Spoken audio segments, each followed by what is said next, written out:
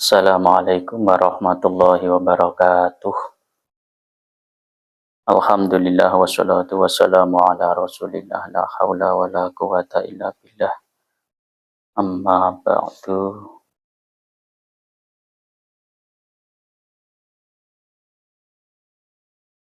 Kita lanjutkan yang kemarin.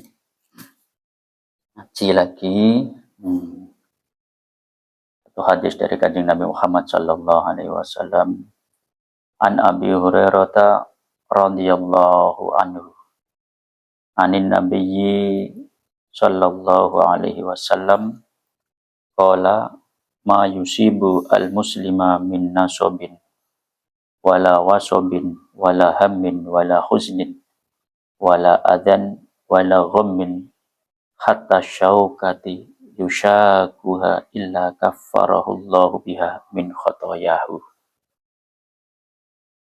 Yang artinya, tidaklah seorang muslim itu ditimpa musibah, baik berupa rasa lelah, rasa sakit, rasa khawatir, rasa sedih, gangguan ataupun rasa gelisah, sampai pun itu berupa duri yang melukainya, melainkan dengannya Allah akan menghapus atau mengampuni dosa-dosa seorang muslim tersebut. Hadis ini menerangkan bahwa sebenarnya musibah yang datang kepada kita itu ada hikmah di balik itu semua. Jangan sampai musibah yang datang kepada kita menjadikan kita itu suudzon kepada Allah Subhanahu wa taala. Dan kita berburuk sangka kepada Allah Subhanahu wa taala. Seakan-akan Allah tidak suka, seakan-akan Allah benci, enggak. Nah, kalau dari hadis ini menyatakan bahwa musibah yang datang itu ada hikmah di balik itu semua, termasuk hikmah adalah bisa menghapus dosa-dosa, kesalahan-kesalahan yang kita lakukan. Tergantung bagaimana cara kita menyikapi atau menghadapi musibah yang terjadi kepada diri kita.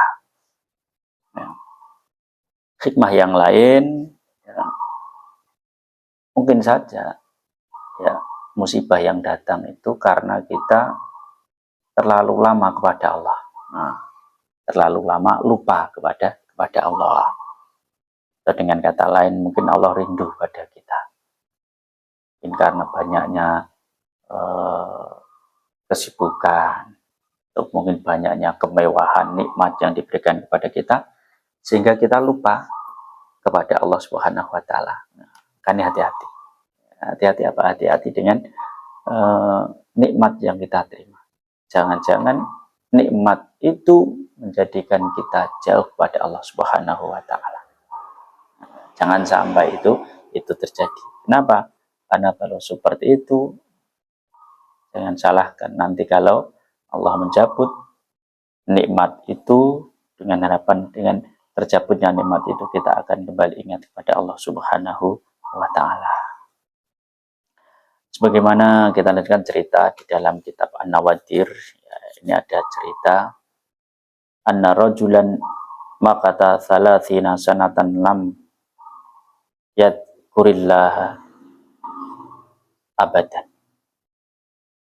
Ada seorang lelaki yang selama 30 tahun tidak pernah ingat kepada Allah Subhanahu wa taala. 30 tahun.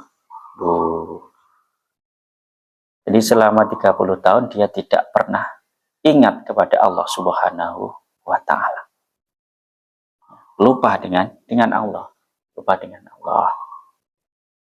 Sehingga malaikat ini sampai matur kepada Allah. Ya, sampai matur kepada Allah. Ya Rabbana, inna abdaka fulanan lam yadhkurka mungdukada. Ya Allah, ya Tuhan kami, gitu, ada hambamu ya, yang lupa kepadamu, tidak pernah ingat kepadamu di waktu ini, di masa selama ini. Jadi 30 tahun. lali blias ya railing cek luwung ya jenengan cek arang-arang eling ya cek arang-arang eling gak eling blas. Ternyata Allah menjawab faqala lahumullahu ta'ala adamu dzikrihi li annahu fi ni'mati.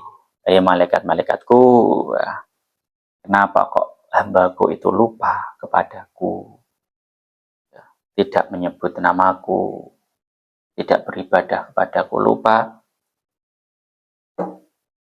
li annahu fi ni'mati, karena dia sekarang sedalam kenikmatan yang telah aku berikan. Dia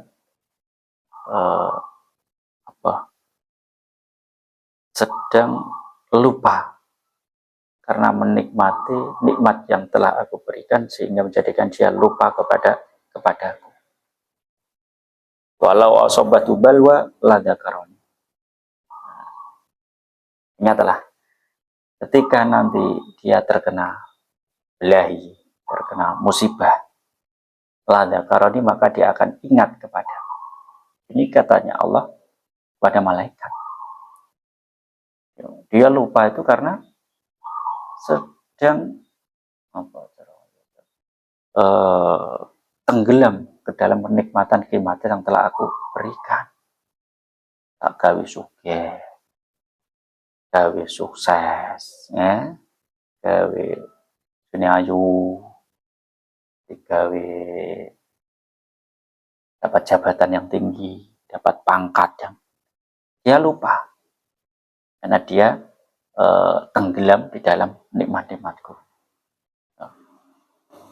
Sehingga akhirnya Allah memerintahkan kepada malaikat Jibril, kalau kamu gak percaya wahai malaikat, wahai Jibril, malaikat, cobalah kamu turun, ya, kamu kasih belahi, kamu kasih musibah kepada orang tersebut, ya, kepada orang tersebut.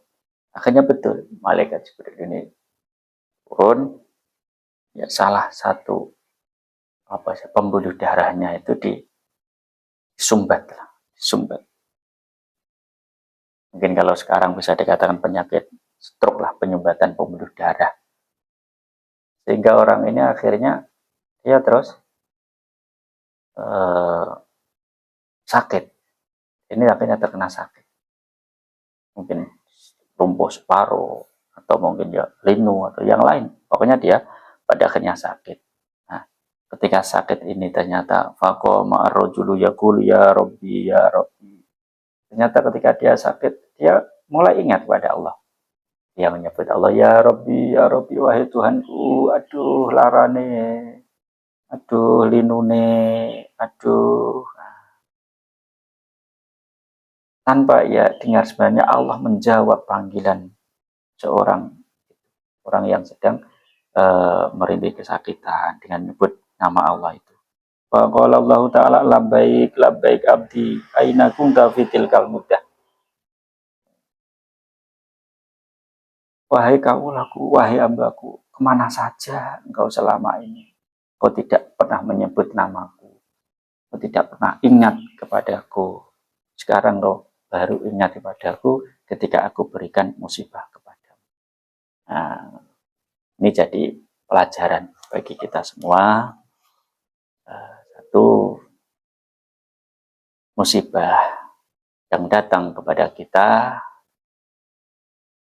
jangan jadikan kita berburuk sangka kepada Allah. Yakinlah ada hikmah di balik itu.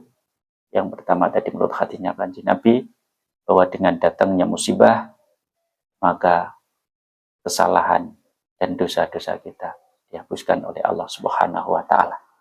Asal kita ridho, kita sabar dengan musibah yang datang kepada kita. Sekecil apapun musibah itu. Sampai digambarkan dugri yang tertusuk atau yang kaki kita itu menjadikan kita dihapus dosanya oleh Allah Subhanahu wa Ta'ala. Yang kedua, bisa jadi ya, musibah yang datang itu karena kita terlalu lama terlena, kita terlalu lama tenggelam dengan kenikmatan-kenikmatan dari Allah Subhanahu wa taala sehingga kita lupa kepada Allah yang telah memberikan nikmat kepada kita. Kita tidak pernah menyebut namanya, kita tidak beribadah kepadanya, kita tidak mengagungkannya sehingga Allah rindu kepada kita. Kemudian Allah memberikan musibah itu dengan tujuan supaya kita ingat kembali kepada Allah Subhanahu wa taala. Wabillahi taufiq wal hidayah. Wassalamualaikum warahmatullahi wabarakatuh.